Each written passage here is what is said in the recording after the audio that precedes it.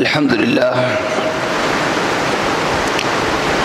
لله وكفى والصلاة والسلام على سيد الرسول وخاتم الأنبياء أما بعد فأعوذ بالله من الشيطان الرجيم بسم الله الرحمن الرحيم يا أيها الذين آمنوا كتب عليكم الصيام كما كتب على الذين من قبلكم لعلكم تتقون وقال الرسول صلى الله عليه وسلم من لم يدع قول الزور والعمل به فليس لله حاجة في أن يدع طعامه وشرابه أو كما قال عليه الصلاة والسلام۔ اللہ تعالیٰ کا ارشاد ہے، ایمان والو تم پر روزے فرض کیے گئے ہیں جیسا کہ تم سے پہلے پچھلی امتوں پر فرض کیے گئے تھے۔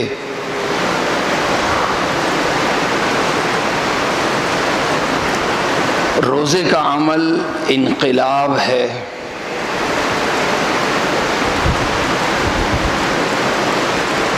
یہ انسان کے اندر تقوی پیدا کرتا ہے۔ تقوی پیدا کرنے کا مؤثر ترین ذریعہ روزہ ہے۔ تقوی کا مطلب اللہ کی نافرمانی سے بچنا، ہر حال میں اللہ کی نافرمانی سے بچنے کا مزاج۔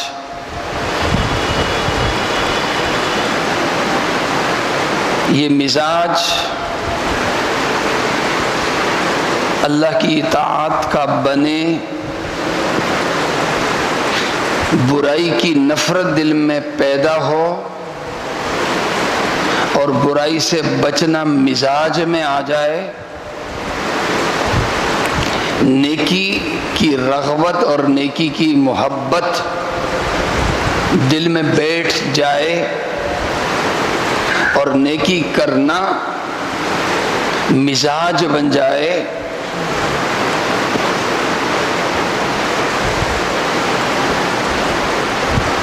یہ انقلاب انسان کی زندگی میں، انسان کے اعمال میں برپا کرتا ہے روزہ۔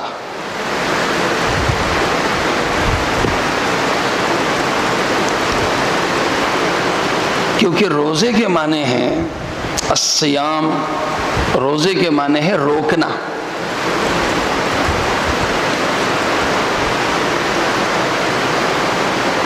یہ روزہ روزے دار کو روکتا ہے، جس طرح کھانے پینے اور خواہشات سے، کہ روزے دار سمجھتا ہے کہ میرا روزہ تبھی صحیح ہوگا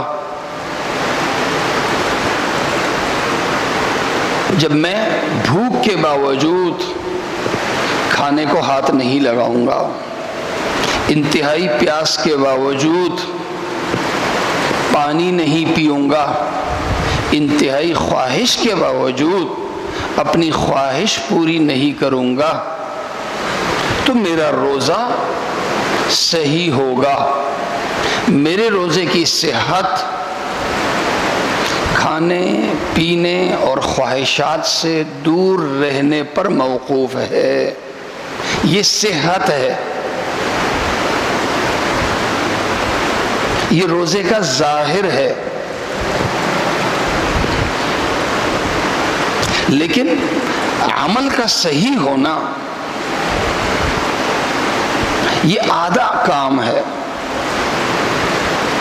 روزہ صحیح ہو یہ کافی نہیں ہے، صحیح ہونے کے ساتھ یہ بھی ضروری ہے کہ اللہ کے ہاں یہ قبول بھی ہے کہ قبول نہیں ہے۔ کوئی بھی چیز، کسی بھی چیز کا ماہر جب کوئی چیز تیار کرتا ہے، کوئی پروڈکٹ تیار کرتا ہے، تو مٹیریل پہ بھی توجہ دیتا ہے، لیکن اس کے ساتھ ساتھ اس پہ بھی توجہ دیتا ہے کہ جو چیز میں بنا رہا ہوں یہ مارکیٹ میں چلے گی بھی کہ نہیں، یہ مارکیٹ ڈیمانڈ بھی ہے کہ نہیں ہے۔ لوگوں کے ذہن کو ان کی رغبت کو، مارکیٹ ڈیمانڈ کو سامنے رکھ کے بنانے والا چیز بناتا ہے۔ اس بنیاد پر ہر عمل کے دو ارکان ہیں، ارکان باطنہ اور ارکان ظاہرہ۔ ارکان ظاہرہ پر عمل کی صحت موقوف ہے، ارکان باطنہ پر عمل کی قبولیت موقوف ہے۔ اس کی مثال ایسی ہے کہ آپ کا بچہ جا رہا ہے اسکول، کالج جا رہا ہے، یونیورسٹی جا رہا ہے، فزکس کی کلاس ہے یا میتھ کی کلاس ہے، استاذ پڑھا رہا ہے، بچے سن رہے ہیں، اور یہ وہاں قرآن کھول کے تلاوت کر رہا ہے، قرآن کھول کے تلاوت کر رہا ہے۔ جس مقصد کے لیے گیا ہے اس مقصد پہ توجہ نہیں ہے، ذہن میں ایک بات سوچتا ہے کہ بھائی فزکس افضل یا قرآن کی تلاوت افضل، بیٹھا ہوا ہے، حاضری کسی اور کے لیے دی اور ذہن اور عمل کسی اور چیز میں۔ یہ طالب علم اپنی پڑھائی سے مستفید نہیں ہوگا۔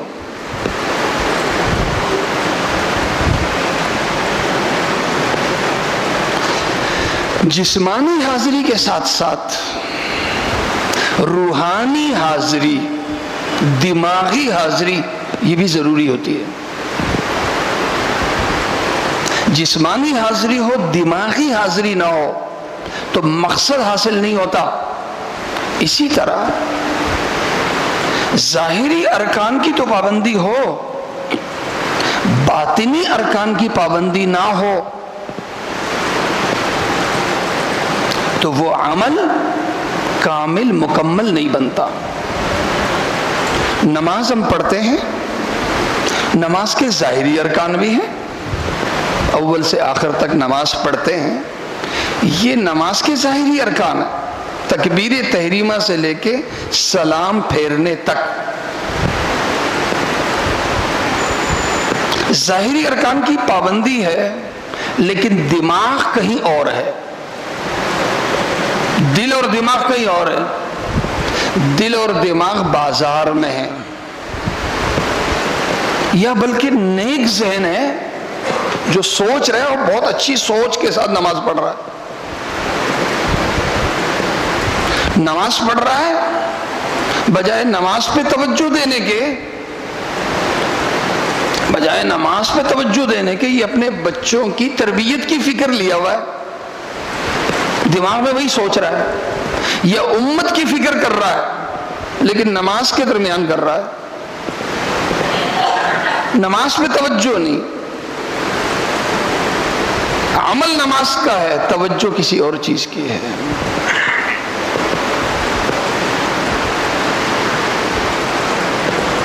تو یہ نماز دکھنے میں صحیح ہے، آپ کی نماز صحیح ہے جی، تکبیر تحریمہ سے لے کے سلام پھیرنے تک آپ نے تمام اعمال کی پابندی کر لی ہے، لیکن اللہ پاک کو جس طرح کی نماز چاہیے ہے وہ نماز پڑھی گئی۔ اللہ نے نماز کے قبولیت کے لیے ظاہری ارکان سے زیادہ جو شرط لگائی ہے وہ شرط لگائی ہے خشوع و خضوع۔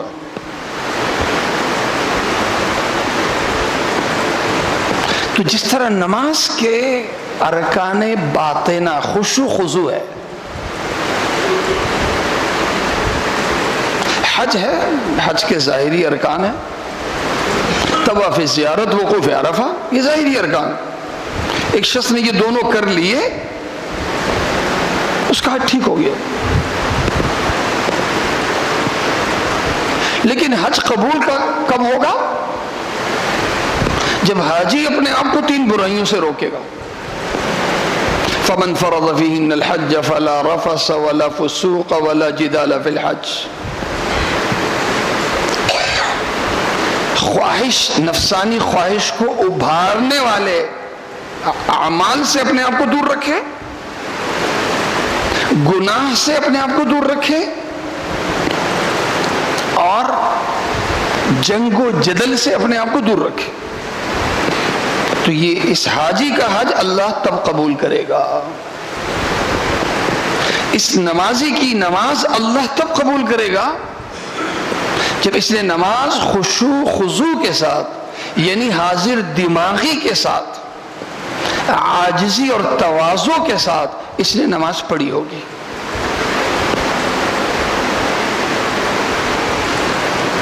ایک اسکول میں یا کالج میں، یونیورسٹی میں پڑھنے والا اپنی فیلڈ کے کمال کو تب حاصل کر سکتا ہے جب حاضری کے ساتھ ساتھ حاضر دماغی بھی ہوگی.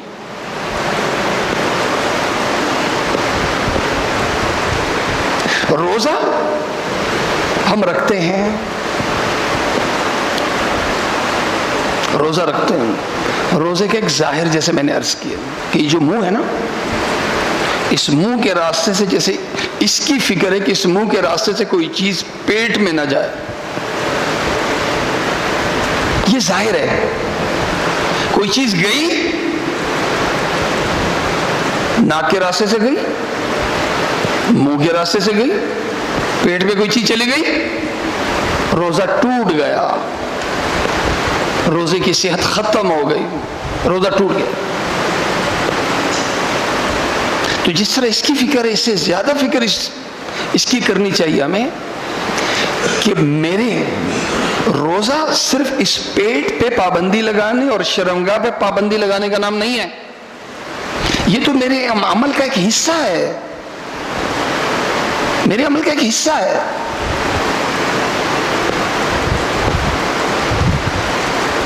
میرا یہ عمل روزہ اللہ، جس طرح یہ ضروری ہے کہ میرا روزہ ٹھیک ہو، اس سے زیادہ ضروری یہ ہے کہ میرا روزہ اللہ کے ہاں قبول ہو.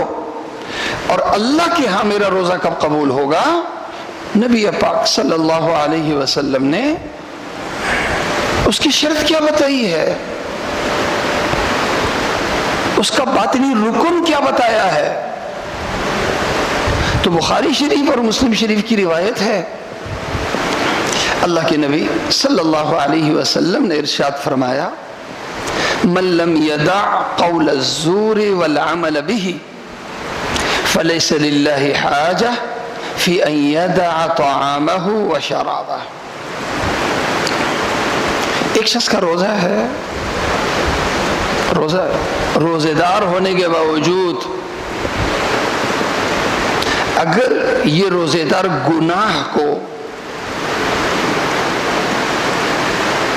گناہ کے کاموں کو، خاص طور سے زبان کے غلط استعمال کو اگر روزے دار نہ روک پائے تو اللہ کے ہاں یہ روزے دار نہیں ہے، یہ روزے دار نہیں ہے. بلکہ ایک شخص تھا جو صبح سے شام تک بھوکا رہا، صبح سے شام تک پیاسا رہا. اس کو ڈائٹنگ تو کہہ سکتے ہیں، اس کو روزہ نہیں کہہ سکتے. اللہ کے ہاں، اللہ کے ہاں میں روزے دار کہلاؤں. روزے دار کہلانے کے لیے جس طرح مجھے یہ فکر ہے کہ منہ کے راستے سے اندر کوئی چیز نہ جائے، یہ ساتھ ساتھ یہ بھی ضروری ہے کہ میرے منہ سے کوئی غلط بات، کوئی غلط جملہ غیبت کی صورت میں، گالم گلوچ کی صورت میں،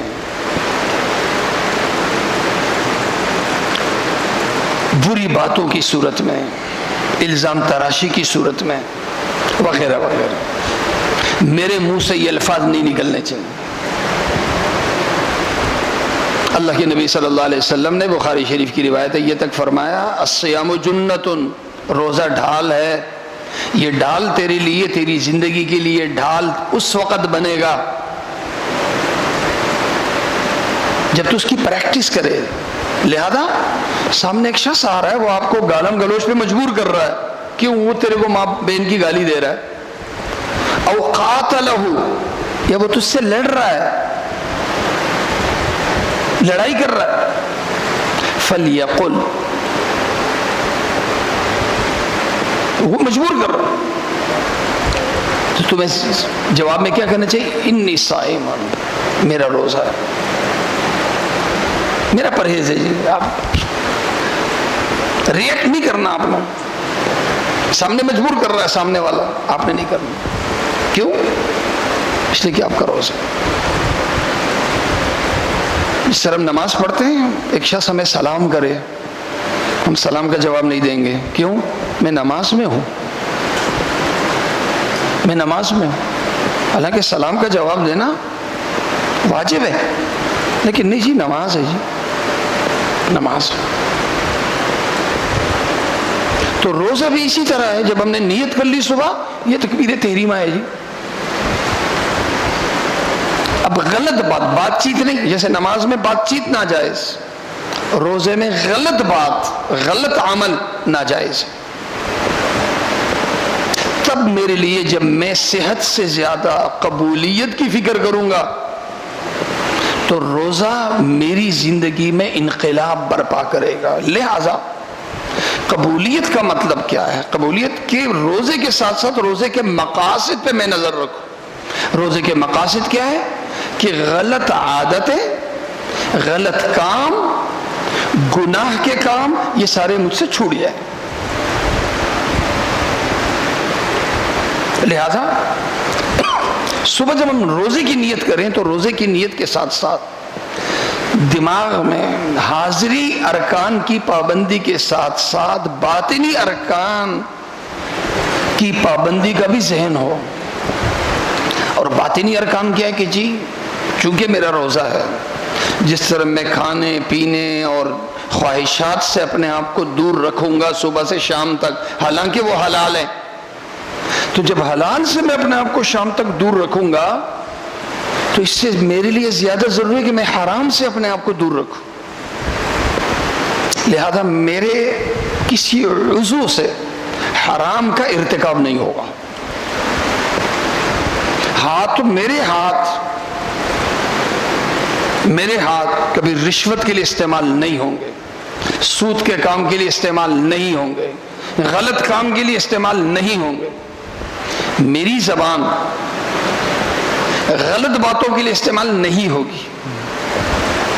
میرا ذہن، میرا دماغ غلط کاموں کے لیے، گناہ کے کاموں کے لیے میرا دل و دماغ استعمال نہیں ہوگا۔ میری آنکھیں، میرے کان غلط اور حرام کاموں کے لیے استعمال نہیں ہوں گے۔ یہ توجہ، حرام سے اپنے آپ کو دور رکھنا، حلال سے جس طرح دور رکھتا ہوں اس سے زیادہ ضروری ہے کہ میں حرام سے اپنے آپ کو دور رکھوں۔ حرام سے دور رہنے کی نیت ہی نہیں بلکہ عزم ہو، اور روزے کی تو نیت ہے حرام سے دور رہنے کا عزم۔ کیوں؟ اس کے بغیر اللہ کے ہاں میں بھوکا تو کہلاؤں گا، پیاسا تو کہلاؤں گا، روزے دار نہیں کہلاؤں گا۔ دوسرے نمبر پہ اب حرام سے آگے جو چیزیں میرے لیے مضر ہیں، اور وہ مضر چیزیں میری زندگی کا حصہ بنی ہوئی ہیں، میری زندگی کا حصہ بنی ہوئی، ان سے میں اپنے آپ کو دور رکھوں۔ مضر چیزیں، کوئی نشہ بھی ہے، نشہ مضر ہے جی، پان ہے مضر ہے، سگریٹ مضر ہے۔ حرام سے بھی دور رہنا ہے، جو میری صحت، میرے جسم، میرے مال کے لیے جو چیزیں نقصان دیں ان سے بھی اپنے آپ کو دور رکھو۔ تیسرے نمبر پہ لا یعنی فضول، جو چیزیں میرے دین کے لیے میری دنیا کے لیے مفید نہیں ہیں، صرف وقت کا ضیاع ہے، پیسے کا ضیاع ہے، ان سے بھی میں اپنے آپ کو دور رکھوں۔ تو یہ تین چیزیں ہو گئی جی، حرام سے دور رہنا، مضر چیزوں سے دور رہنا، لا یعنی سے دور رہنا، صبح سے شام تک۔ جب عزم ہوتا ہے نا، ذہن ہوتا ہے، اللہ مدد کرتا ہے۔ جیسے عام دنوں میں یا ہم کسی دوسرے مہینے میں ہمارے لیے 3 دن مسلسل روزے رکھنا مشکل کام ہوتا ہے، اور جب رمضان آتا ہے سوچتے ہیں کہ پتہ نہیں کیسے رکھیں گے، کیا ہوگا، یوں ہوگا، لیکن پہلے روزے سے ہی اللہ روزہ ایسا آسان کر دیتا ہے کہ روزہ رکھنا ماحول کی برکت سے روزہ رکھنا آسان ہے، روزہ نہ رکھنا مشکل ہے۔ روزہ رکھنا آسان ہے، روزہ نہ رکھنا مشکل۔ کیوں؟ ماحول ہے۔ اسی طرح ہم ماحول بنائیں، گناہ سے بچنے کا ماحول بنائیں، مضر چیزوں سے بچنے کا ماحول بنائیں، لایانی چیزوں سے رکنے کا ماحول بنائیں۔ ایک دوسرے کو ہم روک تو سکتے ہیں نا، ترغیب تو دے سکتے ہیں۔ کوئی غیبت کر رہا ہے، بھائی روزہ ہے یار، رمضان ہے۔ کوئی گالی دے رہا ہے، بھائی۔ کوئی زور سے بول رہا ہے، نہیں بھائی۔ گھر میں ٹی وی چل رہا ہے، نہیں بھائی۔ آنکھیں حرام سے دور رکھنی ہے۔ گھر کی کوئی خاتون بے پردہ ہو کے باہر نکل رہی ہے، نہیں بھائی، روزہ ہے۔ تو ہم داعی بنے، داعی بنے، نیکی کی ترغیب دینے والے اور برائی سے روکنے والے بنے۔ کیوں؟ اس لیے کہ اگر ماحول میرے فیور میں نہیں ہوگا تو میں نیک نہیں بن سکتا۔ تو نیکی کا ماحول بنائیں ہم۔ انشاءاللہ جب یہ نیکی کا ماحول، اجتماعی ماحول پورے مہینے چلے گا، پورے مہینے چلے گا، تو اللہ تعالیٰ پھر ہمارے اندر ایک طاقت پیدا کرے گا۔ اور وہ طاقت کیا ہے؟ طاقت کیا ہے؟ وہ طاقت ہے کہ نیکی ہمارے مزاج میں آ جائے گی۔ پھر نیکی جب کا وقت آئے گا تو نیکی پہ اپنے آپ کو مجبور پائیں گے۔